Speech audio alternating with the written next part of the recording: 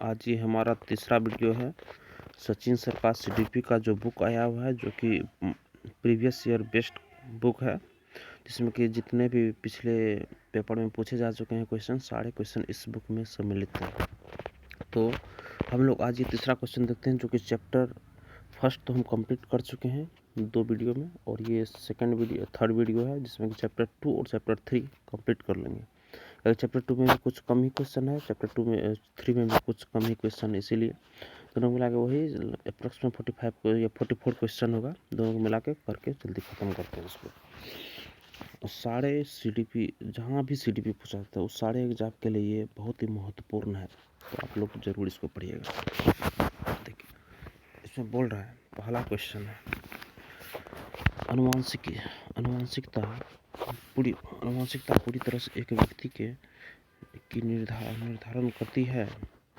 इसका आंसर होगा अनुवांशिकता पूरी तरह से एक व्यक्ति के या की का निर्धारण करती है। आंसर इसका है होगा 3 एक्स, एक नंबर होगा सेक्स होगा।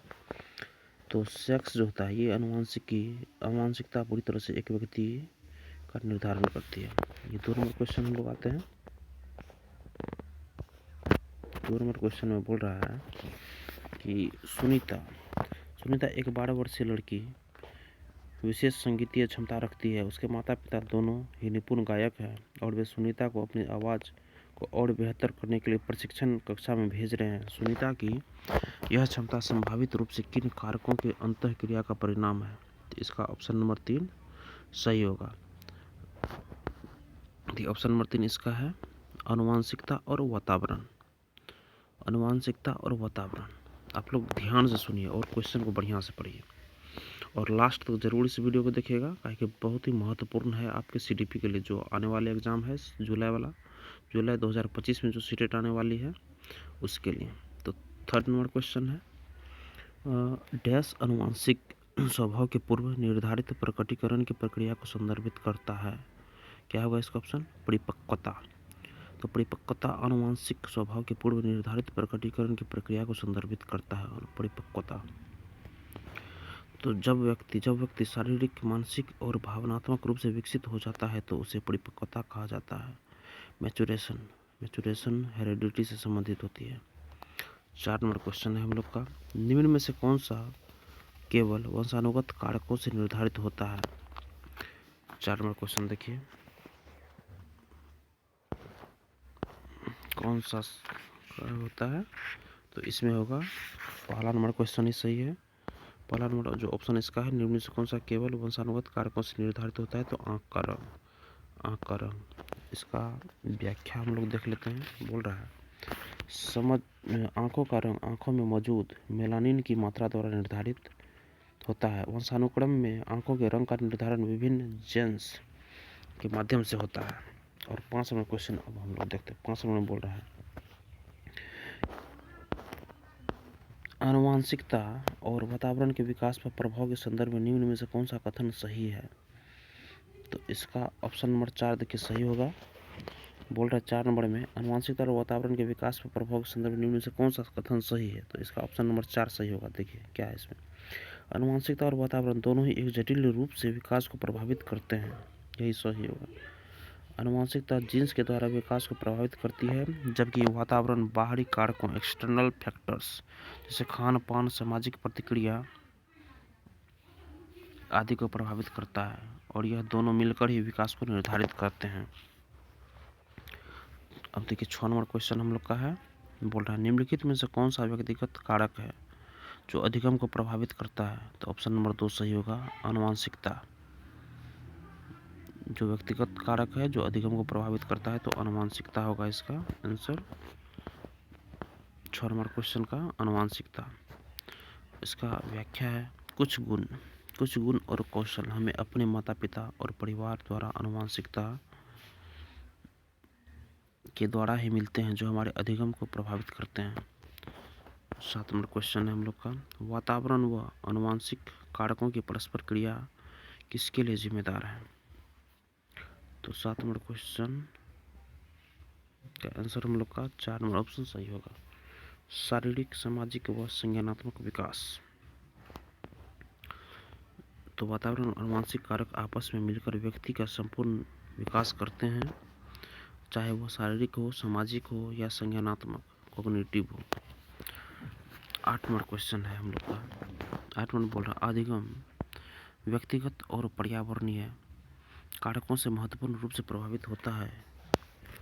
यह संदर्भ, इस संदर्भ में निम्नलिखित में से कौन सा कथन सही है? तो इसका ऑप्शन नंबर देखिए 1 सही होगा।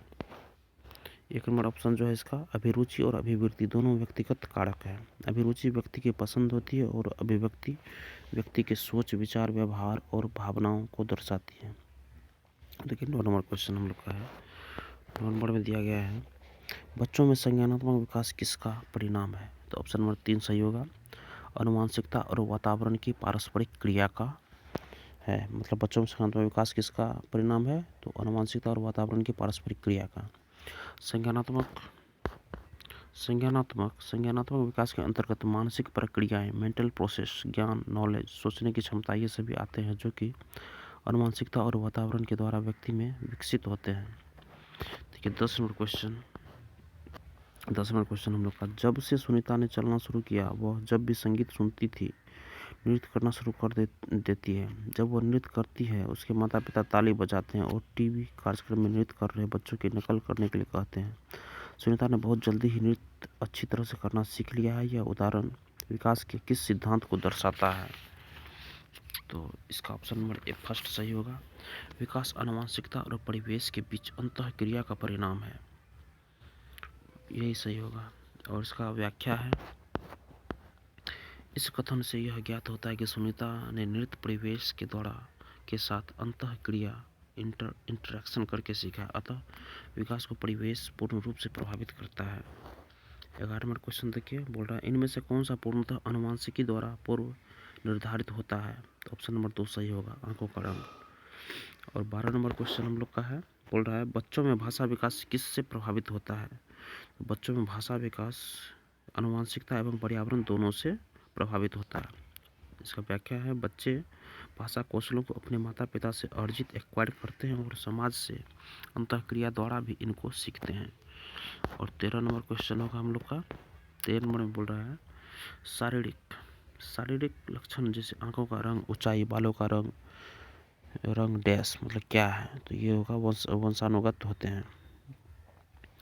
बच्चों में शारीरिक, इसका व्याख्या, बच्चों में शारीरिक लक्षण जैसे आंखों का रंग, वजन, ऊंचाई, बालों का रंग और शारीरिक स्वास्थ्य आदि सभी वंशागत होते हैं, जेनेटिक्स होते हैं। और 14 नंबर क्वेश्चन हम लोग का आता है। 14 नंबर क्वेश्चन देखिए यहाँ पे है, बोल रहा है बाल विकास में आनुवंशिकता और परिवेश की भूमिका के संबंध में निम्नलिखित में से कौन सा कथन सही है? ऑप्शन नंबर 4 इसका सही होगा कि विकास के विभिन्न क्षेत्रों में आनुवंशिकता और परिवेश के सापेक्ष प्रभाव अलग अलग होते हैं। सही है भाई। तो इसका देखिए व्याख्या, आनुवंशिकता बच्चों को शारीरिक, मानसिक और व्यक्तिगत पर्सनली रूप से प्रभावित करती है और परिवेश जैसे समाज, स्कूल, मीडिया, यह सब बच्चों को प्रभावित करता है। 15 नंबर क्वेश्चन है, 15 में बोल रहा है अभिकथन और कारण वाला क्वेश्चन है, तो इसको गौर से देखिए आप लोग। बच्चे भाषा को सीखने के लिए आनुवंशिक रूप से प्रवृत्त होते हैं एवं पर्यावरण इसमें कोई भूमिका नहीं निभाता है। कारण इसका है, भाषाई विकास केवल आनुवंशिकता का ही उत्पाद है। भाषाई विकास केवल आनुवंशिकता का ही उत्पाद है। सही विकल्प चुने। इसका 15 नंबर क्वेश्चन होगा, 15 का ऑप्शन नंबर 4 सही होगा। मतलब दोनों गलत है, दोनों गलत। देखिए कैसे तो बोल रहा है बच्चे भाषा को सीखने के लिए आनुवंशिक रूप से प्रवृत्त होते हैं एवं पर्यावरण इसमें कोई भूमिका नहीं। देखिए पर्यावरण से ही प्रतिक्रिया करके बच्चा सीखता है। सेकंड में भाषाई विकास केवल आनुवंशिकता का उत्पाद है। नहीं, ये भाषाई विकास आनुवंशिकता का उत्पाद नहीं है। आप जैसा परिवेश में रहेंगे आप वैसा ही सीखेंगे। यहाँ दोनों है, बच्चों के भाषा के विकास से पर्यावरण और आनुवंशिकता दोनों प्रभावित करते हैं। सही होगा। देखिए 16 नंबर क्वेश्चन हम लोग का है, निम्न में से कौन से कारक बच्चे के संपूर्ण विकास के लिए जिम्मेदार है? निम्न में से कौन से कारक बच्चे के संपूर्ण विकास के लिए जिम्मेदार है? तो वो होगा 4 नंबर ऑप्शन सही है। मतलब ये तीनों सही है इसमें। मतलब अनुवांशिकता, भौतिक वातावरण और सामाजिक परिवेश तीनों सही है बच्चे के विकास के लिए। तो बच्चे के विकास अनुवांशिकता एवं वातावरण के बीच अंतःक्रिया का परिणाम है।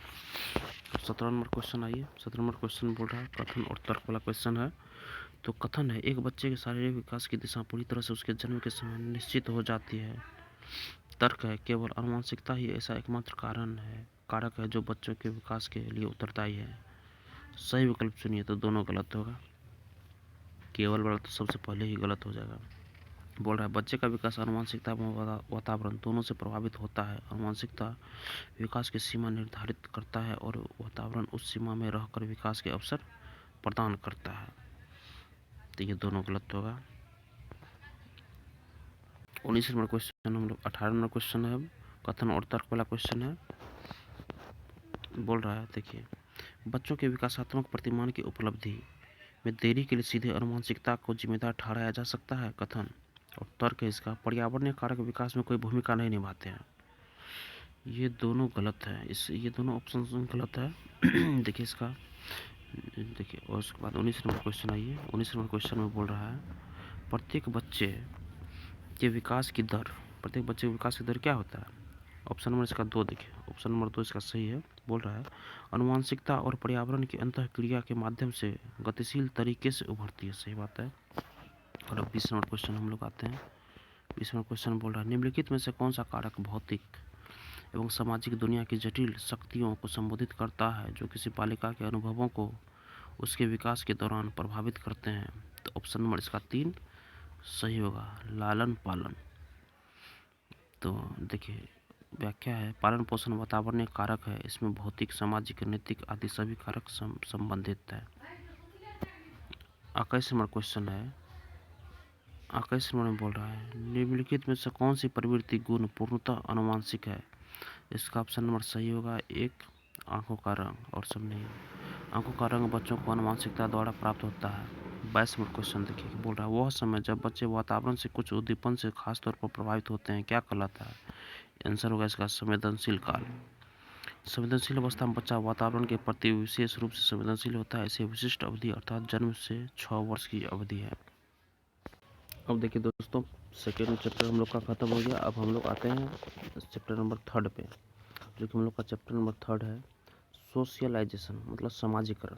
समाजीकरण कैसे होता है, ये बहुत महत्वपूर्ण है सीटेट के दृष्टिकोण से। तो इसमें देखिए पहला क्वेश्चन जो हम लोग को दिया हुआ है, वह प्रक्रिया जिसमें एक बच्ची अपने माता पिता, समकक्षी व अन्य महत्वपूर्ण व्यक्तियों से अंतःक्रिया करके सामाजिक कौशल, विचार व मूल्य सीखती है, डैश कहलाती, क्या कहलाती है, तो समाजीकरण कहलाती है। एक दूसरे से क्रिया करके सीखता है तो समाजीकरण होगा।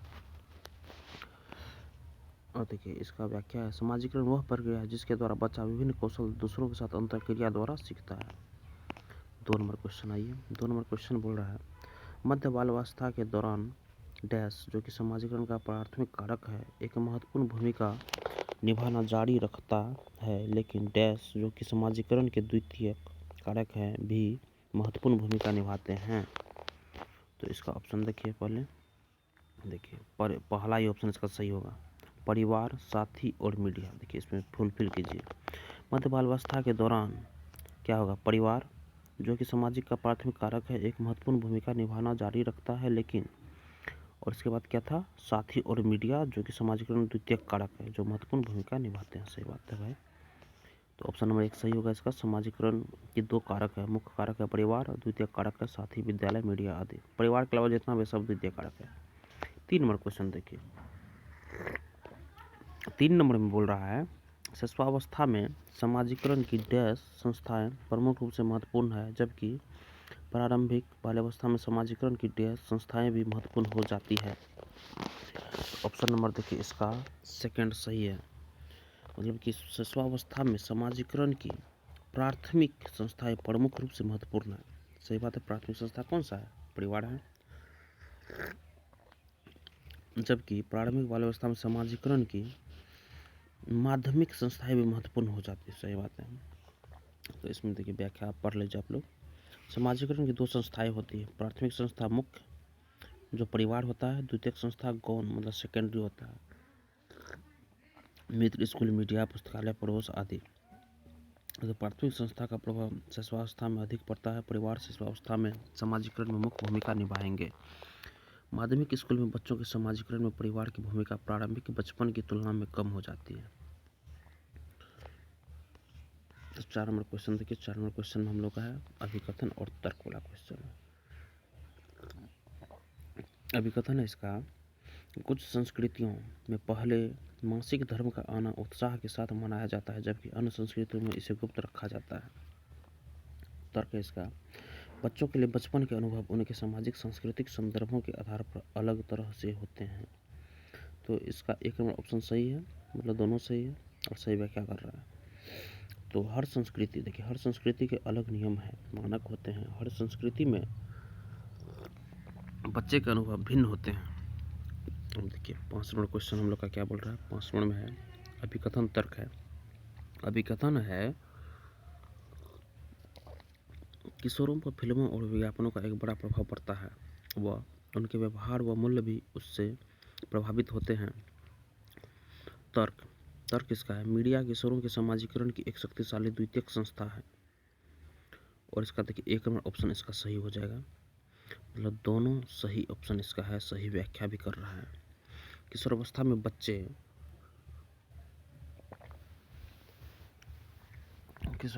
बच्चे फिल्मों, विज्ञापनों आदि से बहुत प्रभावित होते हैं। मीडिया किशोरों के समाजीकरण की शक्तिशाली संस्था है। 6 नंबर क्वेश्चन है, बच्चे समाज में अपनी भूमिका को किन प्रक्रियाओं द्वारा सीखते हैं। तो 6 नंबर क्वेश्चन होगा हम लोग का सही है, पहला नंबर समाजीकरण व उत्संस्करण द्वारा सीखता है। समाजीकरण द्वारा, देखिए पहला नंबर ऑप्शन सही है, समाजीकरण द्वारा बच्चा समाज के विभिन्न व्यवहार, रीति रिवाज, गतिविधियाँ इत्यादि सीखता है। 7 नंबर क्वेश्चन है, वह प्रक्रिया जिसमें युवा पौड़ी रोजमर्रा को अंतःक्रिया से सामाजिक प्रक्रियाओं को सीखती है क्या कहलाती है। तो 3 नंबर होगा समाजीकरण। इसका व्याख्या है, समाजीकरण प्रक्रिया में बच्चा अंतःक्रिया द्वारा विभिन्न सामाजिक कौशलों को ग्रहण करता है। 8 नंबर क्वेश्चन देखिए क्या बोल रहा है, समाजीकरण की द्वितीय संस्था के रूप में स्कूल का क्या प्रमुख उद्देश्य है। प्रमुख उद्देश्य बोल रहा है, देखिए पहला ऑप्शन देख ले, दूसरा देख ले, तीसरा, इसका देखिए चौथा नंबर ऑप्शन सही है। बोल रहा है परिवार का विस्तार, जिससे बच्चे की परिचित चीज़ों को आगे बढ़ाया जा सके, यही है विद्यालय का समाजीकरण। विद्यालय समाजीकरण की द्वितीय संस्था है। विद्यालय परिवार का विस्तृत रूप है जिसमें बच्चे की परिचित चीज़ों को आगे बढ़ाया जाता है। अब आइए हम लोग आते हैं 9 नंबर क्वेश्चन पे।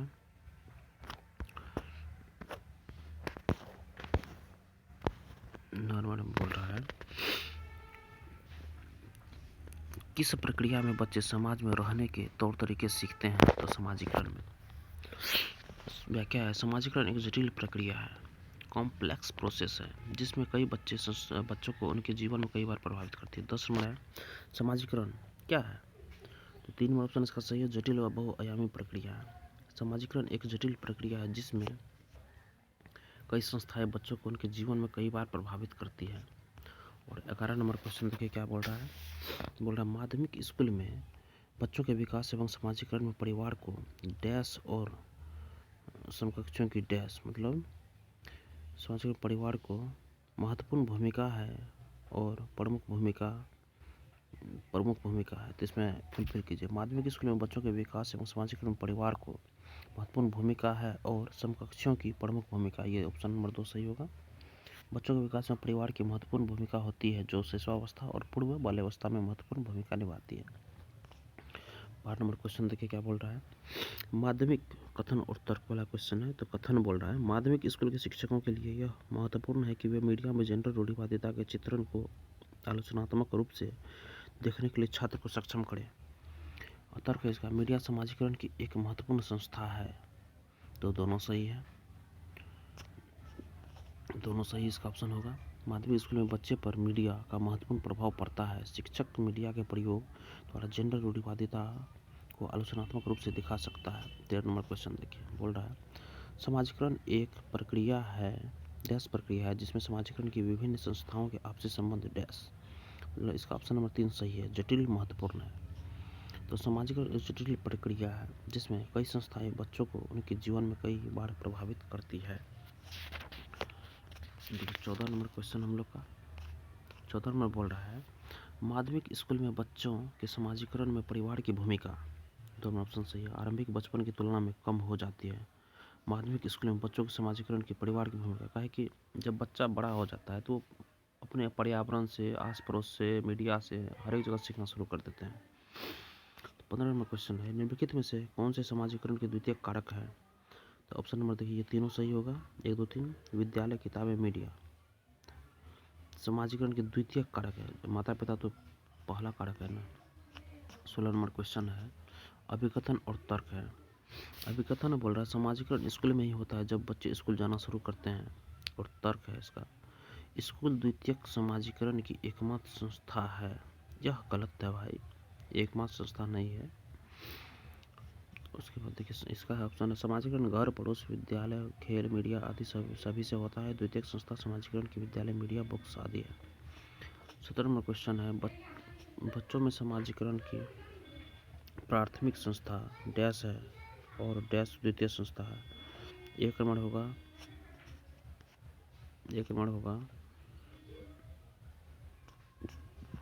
इसका ऑप्शन नंबर 1 सही है। एकदम नज़दीकी आस पड़ोस संस्था है। जब जनसंचार जो माध्यम है वो द्वितीय संस्था है।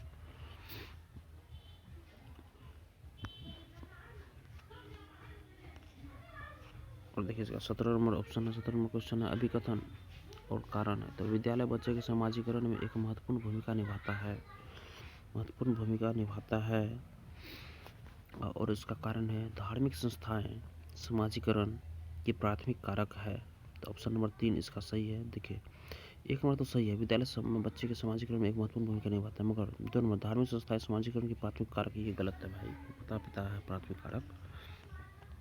विद्यालय बच्चों के समाजीकरण में महत्वपूर्ण भूमिका निभाता है, धार्मिक संस्थाएं समाजीकरण की द्वितीय संस्था है। 19 नंबर क्वेश्चन है, बच्चों का द्वितीय समाजीकरण की अवस्था में प्रारंभ हो जाता है जब वो स्कूल जैसे औपचारिक संस्थानों में जाना शुरू कर देते हैं।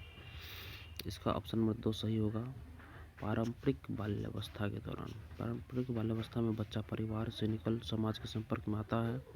प्रारंभिक बाल्यावस्था में पड़ोस, साथ ही विद्यालय आदि का प्रभाव ज़्यादा पड़ता है। 20 नंबर क्वेश्चन हम लोग का, निम्नलिखित में से कौन से कारकों का द्वारा विद्यालयों में बच्चों का अधिगम से जुड़ाव प्रभावित होता है? ऑप्शन नंबर इसका 3 सही होगा, 1, 2, 3, 4 चारों अधिगम से जुड़ाव प्रभावित होता है। तो पारिवारिक समाजीकरण, समकक्षी संबंधों, सांस्कृतिक मूल्य, बच्चों का आत्मसम्मान। देखिए 20 नंबर बोल रहा है, निम्नलिखित में से कौन से कारकों द्वारा विद्यालयों में बच्चों का अधिगम से जुड़ाव प्रभावित होता है? तो 4 ऑप्शन सही होगा, पारिवारिक समाजीकरण, समकक्षी संबंधों, सांस्कृतिक मूल्य, बच्चों का आत्मसम्मान। व्याख्या है इसका, विद्यालय द्वारा बच्चा पारिवारिक समाजीकरण, समकक्षी संबंध, सांस्कृतिक मूल्य, बच्चों का आत्मसम्मान आदि सभी गुण सीखता है। और देखिए 21 नंबर क्वेश्चन है, समकक्षी समूह के संदर्भ में क्या सही है? तो ऑप्शन नंबर फर्स्ट सही है, बच्चों के द्वितीय समाजीकरण में उनकी एक महत्वपूर्ण भूमिका होती है। समकक्षी समूह समाजीकरण की द्वितीय संस्था है जिसका प्रभाव बच्चे के समाजीकरण पर अधिक पड़ता है। देखिए समकक्षी समूह क्या है? बच्चों के द्वितीय समाजीकरण की एक महत्वपूर्ण भूमिका होती है। 22 नंबर क्वेश्चन है, 22 नंबर भाई बहन के रिश्तों क्या है? 1 नंबर माता पिता और साथियों के साथ संबंधों से भिन्न होते हैं और बाल्यावस्था में समाजीकरण में महत्वपूर्ण भूमिका निभाते हैं।